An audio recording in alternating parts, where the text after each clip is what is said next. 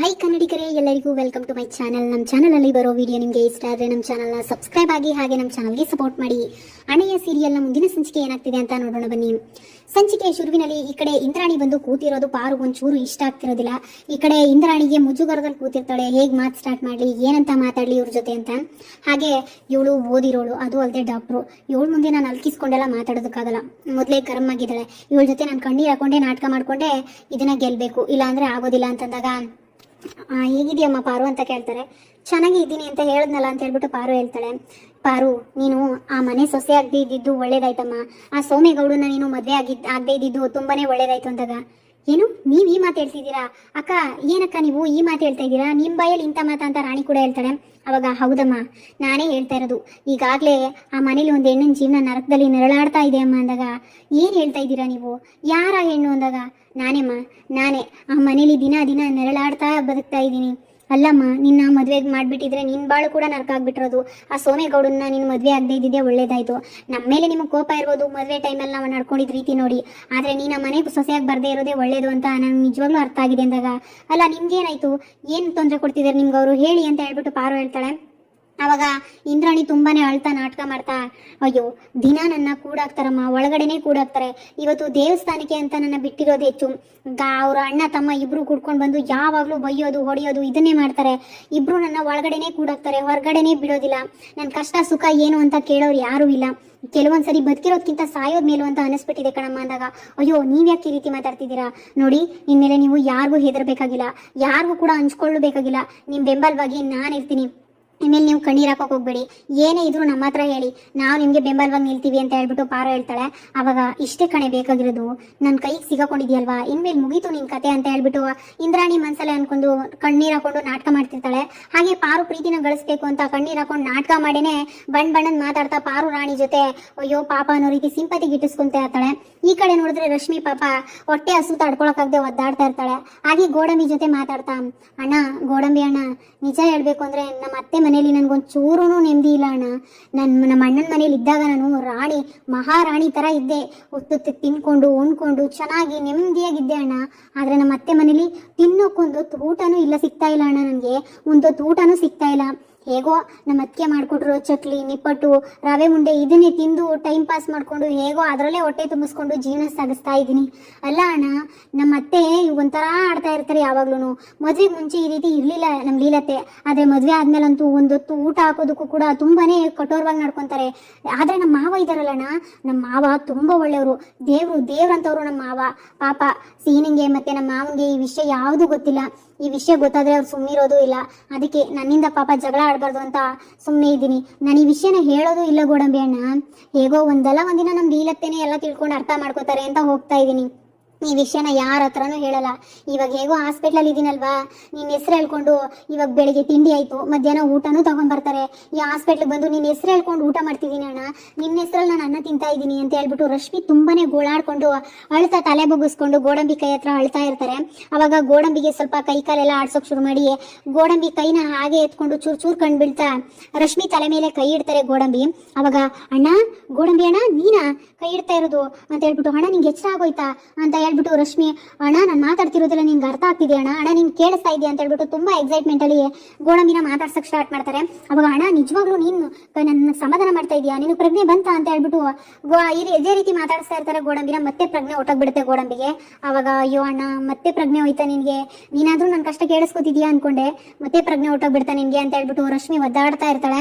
ಹಾಗೆ ಇಷ್ಟೊತ್ತಿಗೆಲ್ಲ ಊಟ ಬರಬೇಕಿತ್ತಲ್ಲ, ಯಾಕೆ ಬಂದಿಲ್ಲ ಅಂತ ಹೇಳ್ಬಿಟ್ಟು ರಶ್ಮಿ ಯೋಚನೆ ಮಾಡ್ತಾ ಅಳ್ತಾ ಅದೇ ದಿನ ಅವ್ರ ಅತ್ತೆ ಮನೆ ಪರಿಸ್ಥಿತಿನೆಲ್ಲ ನೆನೆಸ್ಕೊಂಡು ಅಳ್ತಾ ಪಾಪ ಅಲ್ಲೇ ಇರ್ತಾಳೆ. ಈ ಕಡೆ ಸೀನಾ ಮನೇಲಿ ರಶ್ಮಿಗೆ ಅಂತ ಬಟ್ಟೆ ತಗೊಳ್ತಿರ್ಬೇಕಾದ್ರೆ ಅವ್ರ ಅತ್ತೆ ಬಂದು ಸೀನಾ ಅವ್ರ ಅಮ್ಮ ಬಂದು ತುಂಬಾನೇ ಗಲಾಟೆ ಮಾಡಿ ಪಿಂಕಿನು ಬಂದು ಹೋಗಿ ಕರ್ಕೊಂಡು ಸೀನನ್ನ ನಿಲ್ಲಿಸ್ಕೊಂಡು ಒಂದು ಹಾಲಲ್ಲಿ ನಿಲ್ಸ್ಕೊಂಡ್ ಬಿಟ್ಟಿರ್ತಾರೆ. ಸೀನನ್ ಮದುವೆ ಇವತ್ತು ಮಾಡಿಸ್ಲೇಬೇಕು ಅಂತ ಹೇಳ್ಬಿಟ್ಟು ತುಂಬಾನೇ ಹಠ ತೊಟ್ಟು ಅವ್ರ ಅಮ್ಮ ಲೀಲಾ ಅಲ್ಲೇ ನಿಲ್ಲಿಸ್ಕೊಂಡ್ಬಿಟ್ಟಿರ್ತಾರೆ. ಅವಾಗ ಕಟ್ಲ ತಾಳಿನ ಪಿಂಕಿಗೆ ಕಟ್ಲ ತಾಳಿನ ಅಂತ ಹೇಳ್ಬಿಟ್ಟು ಅಲ್ಲೇ ನಿಲ್ಸ್ಕೊಂಡ್ಬಿಟ್ಟಿರ್ತಾರೆ. ಯಾರವ ನೀನು ಹಿಂಗೆ ಹೇಳ್ತಾ ಇದೀಯಾ, ಮದ್ವೆ ಅಂದ್ರೆ ಸುಲಭದ ಮಾತೆ ಅಂತಂದಾಗ ಅಂದಾಗ ಅಷ್ಟೇ ಸುಲಭವಾಗಿ ನಿನ್ ಮದ್ವೆ ಆಗೋಯ್ತು, ನನ್ ಮದ್ವೆ ಆಗ್ಬಾರ್ದಾ? ಕಟ್ಟು ತಾಳಿ ಅಂತ ಹೇಳ್ಬಿಟ್ಟು ಪಿಂಕಿ ತಾಳಿ ಹಿಡ್ಕೊಂಡು ನಿಂತಿರ್ತಾಳೆ. ಅವಾಗ ಏನ್ ಪಿಂಕಿ ನೀನಿಗೆ ಸಡನ್ ಆಗಿ ಹಿಂಗ್ ತಾಳಿ ಕಟ್ಟು ಅಂದ್ರೆ ಹೆಂಗೆ ಅಂದಾಗ, ಏಯ್ ಆಗಿದ್ದಾಯ್ತದೆ, ನಾನು ಹೇಳ್ತಾ ಇದ್ದೀನಿ ಪಿಂಕಿ ಕಟ್ಟಿಸ್ಕೊಳವ ತಾಳಿನ, ಅವತ್ತು ಅವಳು ಕಟ್ಲಿಲ್ವ ಇದ್ಕಿದಂಗೆ ತಾಳಿನ ಅಂತಂದಾಗ, ಅಲ್ಲ ಕಣು ಅವತ್ತು ಅವಳನ್ನ ಪ್ರೀತಿಯಿಂದ ತಾಳಿ ಕಟ್ಟಿ ಮದ್ವೆ ಆಗ್ಬಿಟ್ಟೆ ಅಂತಂದಾಗ ಅದನ್ನ ಮದ್ವೆ ಅಂತಾರೇನವ? ಮದ್ವೆ ಅನ್ನಕ್ಕಿಲ್ಲ, ಮೋಸ ವಂಚನೆ ಅನ್ಯಾಯ ಅಂತಾರೆ ಅಂತ ಹೇಳ್ಬಿಟ್ಟು ನೀಲೇ ಹೇಳ್ತಾಳೆ. ಇದು ಈಗ ಆಗ್ತಿದೆಯಲ್ಲ ಮದ್ವೆ, ಇದು ನಾನ್ ಹೇಳ್ತಾ ಇದ್ದೀನಿ ಕಟ್ಟಿಸ್ಕೊಳವ ತಾಳಿನ, ಕಟ್ಲ ತಾಳಿನ ಅಂತಂದಾಗ ಪಿಂಕಿ ಹೇಳ್ದಂಗೆ ಕೇಳು, ಈಗ ಸಡನ್ ಆಗಿ ಮದ್ವೆ ಆಗು ಅಂತಂದ್ರೆ ಹೆಂಗಾಗುತ್ತೆ ಅಂದಾಗ, ಸಡನ್ ಆಗಿ ತಾನೇ ಅಡ್ಡುಮಿಗೂ ತಾಳಿ ಕಟ್ಟಿದ್ದು ಕಟ್ಲಾ ಅಂತ ಹೇಳ್ಬಿಟ್ಟು ಲೀಲಾ ಹೇಳ್ತಿರ್ತಾಳೆ. ಅವಾಗ ಯಾಕೆ ಸೀನಾ ಹೀಗೆ ಹೇಳ್ತಾ ಇದೀಯಾ? ನನ್ನನ್ನ ಹೆಂಡತಿ ಅಂತ ಒಪ್ಕೊಂಡಿದ್ಯಾ ತಾನೆ? ನನ್ನನ್ನ ಹೆಂಡತಿ ಅಂತ ಒಪ್ಕೊಂಡ್ಮೇಲೆ ನನ್ನ ಕುತ್ತಿಗೆಲಿ ತಾಳಿ ಇರ್ಬೇಕಲ್ವಾ? ಕಟ್ಟು ತಾಳಿನ ಕಟ್ಟು ಅಂತ ಹೇಳ್ಬಿಟ್ಟು ಹೇಳ್ತಾ ಇರ್ತಾಳೆ ರಶ್ಮಿ. ಅವಾಗ ಕರೆಕ್ಟ್ ಆಗಿ ಹೇಳ್ತಾ ಇದೆಯಾ ಕಣವ ಪಿಂಕಿ, ಕಟ್ಲ ತಾಳಿನ ಬಂದಿದ್ ಮುಂದೆ ನೋಡ್ಕೊಳವ ನಾನು ಇದೀನಿ ಅಂತ ಹೇಳ್ಬಿಟ್ಟು ಲೀಲಾ ಬಲವಂತ ಮಾಡ್ತಾ ಇರ್ತಾಳೆ. ಓ ಸುಮ್ಗಿರು, ನೀನ್ ಯಾಕೆ ಈ ರೀತಿ ಆತರ ಪಡ್ತಾ ಇದೆಯಾ? ಕಟ್ಟು ಕಟ್ಟು ಅಂತ ಹೇಳ್ತಾ ಇದೆಯಾ? ಇದೆಲ್ಲ ನಿನ್ ಕುಮ್ಮಕ್ಕೆನಾ? ನಿನ್ನ ಐಡಿಯಾ ಕೊಟ್ಬಿಟ್ಟೆ ಈ ರೀತಿ ಪ್ಲಾನ್ ಮಾಡಿ ಕರ್ಸಿರೋದು ಅಂತಂದಾಗ, ಏ ಸೀನಾ ಅತ್ತೆ ಯಾಕೋ ಬೈತಾ ಇದೆಯಾ? ಹೌದು ಅವರೇ ನನ್ನ ಪ್ಲಾನ್ ಮಾಡಿ ಕರ್ಸಿದ್ದು. ಆ ರಶ್ಮಿನ ನೀನು ಮುಟ್ಟೋಕ್ ಹೋಗಿ ನಿನ್ನ ಆಟಗಳೆಲ್ಲ ನೋಡ್ಬಿಟ್ಟೆ ಈ ಮದ್ವೆ ಮಾಡಿಸ್ಲೇಬೇಕು ಅಂತ ಅತ್ತೆನೇ ಕರ್ಸಿರೋದು ಇಲ್ಲಿಗೆ ಅಂತಂದಾಗ, ಹೌದು ಕಲ, ಹೋಗಿ ಹೋಗಿ ಆ ಡುಮಿನ ಮುಟ್ಟಕ್ ಹೋಗಿದೆ, ಅವಳನ್ನ ಇನ್ನೊಂದ್ಸರಿ ಮುಟ್ಬೇಕಂದ್ರು ಪಿಂಕಿ ನೆನ್ಪಾಗ್ಬೇಕು, ಪಿಂಕಿ ಕಣ್ಮುಂದೆ ಬರ್ಬೇಕು ನಿನ್ಗೆ ಅಂತಂದಾಗ, ಅಷ್ಟೇ ಅಲ್ಲ ನನ್ನ ಕಟ್ಟಿರೋ ತಾಳಿ ಕೂಡ ಮುಂದೆ ಬರ್ಬೇಕು ನಿನ್ ಕಣ್ಮುಂದೆ, ಕಟ್ಟು ತಾಳಿನ ಅಂತ ಹೇಳ್ಬಿಟ್ಟು ಪಿಂಕಿ ನಿಂತ್ಕೊಂತಾಳೆ. ಬೇಬಿ ನಿನ್ಗೆ ಅವತ್ತೇ ಹೇಳ್ದೆ ಅಲ್ವಾ ಟೈಮ್ ಬರ್ಲಿ ನಾನು ನಿನ್ನ ಹತ್ರ ಬರ್ತೀನಿ ಮಾತಾಡ್ತೀನಿ ಎಲ್ಲಾನು ಅಂತ, ಅವಾಗ ಮಾತಾಡೋಣ, ಇವಾಗ ಇದೆಲ್ಲ ಬೇಡ ಅಂತಂದಾಗ, ಯಾಕೆ ಎದುರ್ಕತಾ ಇದ್ಯಾ? ತಾಳಿ ತಾನೇ ಕಟ್ಲಾ ನೋಡ್ಕೊಳವ ಅಂತ ಹೇಳ್ಬಿಟ್ಟು ಲೀಲಾ ಹೇಳ್ತಿರ್ತಾಳೆ. ಒಬ್ಬ ನೀನ್ ಸ್ವಲ್ಪ ಬಾಯಿ ಮುಚ್ಕೊಂಡು ಸುಮ್ಮನೆ ಇರು ಅಂತಂದಾಗ, ಅಯ್ಯೋ ಯಾಕೋ ಎದುರ್ಕೊಂತಾ ಇದ್ಯಾ? ಕಟ್ಟು ಅಂದಾಗ, ಅಯ್ಯೋ ಪಿಂಕಿ ಬೇಬಿ ಸಡನ್ ಆಗಿ ತಾಳಿ ಕಟ್ಟು ಅಂದ್ರೆ ಹೆಂಗ್ ಕಟ್ಟಕೈತಾನೆ? ಅವತ್ತು ಆ ಡುಮಿಗೆ ಸಡನ್ ಆಗಿ ತಾನೇ ಕಟ್ತೆ ಅಂತ ಹೇಳ್ಬಿಟ್ಟು ಅವ್ರು ಹೇಳಿದಾಗ, ಅವ್ವ ನೀನು ಬಾಯಿ ಮುಚ್ಕೊಂಡು ಸುಮ್ಮನೆ ಇದ್ರೆ ಸರಿ, ಅವತ್ತಿನ ನನ್ನ ಪರಿಸ್ಥಿತಿನೇ ಬೇರೆ, ಇವತ್ತಿನ ಪರಿಸ್ಥಿತಿನೇ ಬೇರೆ, ಅವತ್ತು ನನ್ನ ಮೇಲೆ ಕಳ್ಳ ಅನ್ನೋ ಆರೋಪ ಇತ್ತು, ನಾನು ಏನು ಮಾತಾಡಕ್ಕಾಗ್ಲಿಲ್ಲ, ಕಟ್ಲೇಬೇಕಾಯ್ತು ಅಂದಾಗ, ಈಗ್ಲೂ ಹೇಳು ಮೋಸ್ಕಾರ ಅನ್ನೋ ಆರೋಪ ಮಾಡಿ ಪಂಚಾಯತಿ ಸೇರಿಸ್ತೀನಿ, ಆವಾಗ್ಲಾದ್ರೂ ನನ್ ಮದ್ವೆ ಆಗ್ಬೋದು, ಕಟ್ಟು ತಾಳಿನ ಅಂತ ಹೇಳಿದಾಗ, ಅಯ್ಯೋ ನಿಮ್ಗೆ ಯಾಕೆ ಅರ್ಥ ಆಗ್ತಿಲ್ಲ ಅನ್ನೋದೇ ನನ್ಗೆ ಅರ್ಥ ಆಗ್ತಾ ಇಲ್ಲ, ಒಂದ್ ಸ್ವಲ್ಪ ಅರ್ಥ ಮಾಡ್ಕೊಳ್ಳಿ, ನಾನು ಈ ಟೈಮಲ್ಲಿ ಕಟ್ಟು ಅಂದ್ರೆ ಹೇಗ್ ಕಟ್ಟಕ್ಕಾಗತ್ತೆ? ಯಾಕ್ಲಾ ತಾಳಿ ಕಟ್ಟು ಅಂದ್ರೆ ಈ ರೀತಿ ಆಡ್ತಾ ಇದೀಯಾ?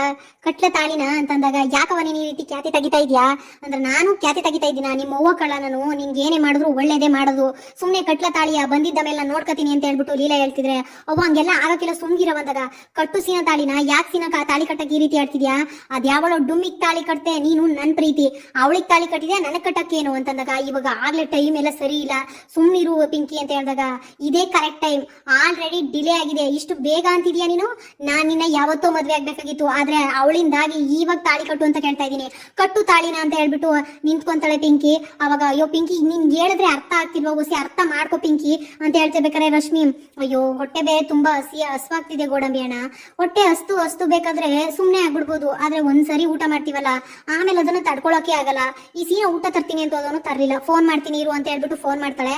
ಅವಾಗ ರಶ್ಮಿ ಫೋನ್ ಮಾಡ್ಬಿಡ್ತಾಳೆ, ನೋಡು ಅವಳೇ ಫೋನ್ ಮಾಡ್ತಾ ಇದ್ದಾಳೆ ಅಂತ ಹೇಳ್ಬಿಟ್ಟು ಸೀನಾ ಪಿಂಕಿ ತೋರಿಸ್ತಾಗ, ಕೊಡು ಇಲ್ಲಿ ಈ ಡುಮ್ಮಿ ಈಗ ನಮ್ಮ ಮಧ್ಯೆ ಯಾವಾಗ್ಲೂ ಬರ್ತಾಳೆ ಅಂದ್ಬಿಟ್ಟು ಕಿತ್ತು ಇಟ್ಕೊತಾಳೆ ಪಿಂಕಿ ಅಂತ ಹೇಳ್ಬಿಟ್ಟು ಹೇಳ್ತಾನೆ.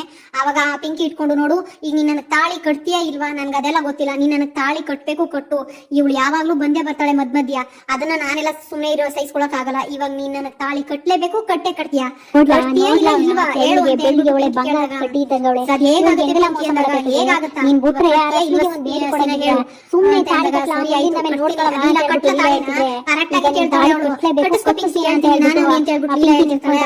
ಈ ಕಡೆ ಹೇಳ್ಬಿಟ್ಟು ಪಿಂಕಿ ತಾಳಿ ಕೊಟ್ಟ ತಕ್ಷಣ ಕಟ್ತೀನಿ ಆಯ್ತು ಅಂತ ಹೇಳ್ಬಿಟ್ಟು ಸೀನಾ ತಾಳಿನ ಅವಳ ಹತ್ರ ತಗೊಂಡೋಗ್ತಾನೆ. ಈ ಕಡೆ ರಶ್ಮಿ ಅಳ್ತಾ ಇರ್ತಾಳೆ, ಹೊಟ್ಟೆ ತುಂಬಾ ಹಸ್ವಾಗ್ತಾ ಇದೆ ಅಣ್ಣ ಗೋಡಂಬಿ ಅಣ್ಣ, ಈ ಕಡೆ ಆಸ್ಪತ್ರೆಯಲ್ಲೂ ಊಟ ಇಲ್ಲ, ಈ ಕಡೆ ನೋಡಿದ್ರೆ ಮನೇಲೂ ಊಟ ಇಲ್ಲ, ಏನ್ ಮಾಡೋದು ಒಂದು ಗೊತ್ತಾಗ್ತಿಲ್ಲ ಅಂತ ಹೇಳ್ಬಿಟ್ಟು ಎದ್ದಾಳ್ತಾಳೆ. ಅಷ್ಟಕ್ಕೆ ಹಿಂದಗಡೆ ಶಿವು ಬಂದು ನಿಂತಿರ್ತಾರೆ. ಅವಳು ಹೇಳಿರೋ ಮಾತನ್ನ ಕೇಳಿಸ್ಕೊಂಡು ಶಿವು ತುಂಬಾ ಬೇಜಾರಾಗಿರುತ್ತೆ. ಹಾಗೆ ಶಿವು ನಿಂತಿರೋದನ್ನ ನೋಡಿ ನಮ್ಮ ಅಣ್ಣ ಎಲ್ಲ ಕೇಳಿಸ್ಕೊಬಿಟ್ಟ ಅಂತ ಹೇಳ್ಬಿಟ್ಟು ರಶ್ಮಿಗೆ ತುಂಬಾ ಶಾಕ್ ಆಗುತ್ತೆ. ಇಲ್ಲಿಗೆ ಈ ಸಂಚಿಕೆ ಮುಕ್ತಾಯ ಆಗುತ್ತೆ ಫ್ರೆಂಡ್ಸ್. ಅಣ್ಣಯ್ಯ ಸೀರಿಯಲ್ ನ ಎಲ್ಲಾ ಎಪಿಸೋಡ್ಸ್ ಗಳಿಗಾಗಿ ನಮ್ಮ ಚಾನಲ್ ನ ಸಬ್ಸ್ಕ್ರೈಬ್ ಆಗಿ, ಹಾಗೆ ನಮ್ಮ ಚಾನಲ್ಗೆ ಸಪೋರ್ಟ್ ಮಾಡಿ. Thank you.